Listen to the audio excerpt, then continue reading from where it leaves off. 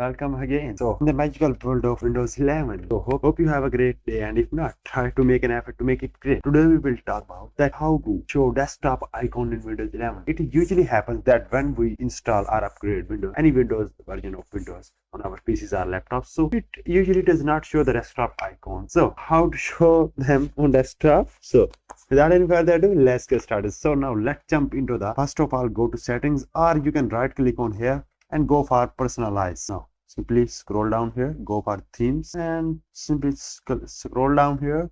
As you can see here, my friend, related setting desktop icon setting, click on that, and here opens a panel. You can check any icon or desktop icons. You can check, for example, I want to computer, user, file, network, recycle, Android, and so on. You can simply make sure to check allow these themes to change the desktop icons, and you can simply click on apply and then hit the OK. And now if you can go to desktop screen, here you can see, my friend, all the desktop icon are here that we have checked. Now you can also customize. For example, I don't want some icons here. You can go again desktop icon settings here from that panel. For example, I don't want user files in network, and that's it. I now can apply and then okay, hit the okay. Now let's see this PC control panel icon are there. Now that's all for today. Hope this helps you, and if it did, then don't forget to like and subscribe, and not just to subscribe, ring the bell that you, my friend, don't miss out any other feature, tips, tricks, or tutorials. So meet in the next one. Till then, stay tuned and make sure that you keep creating.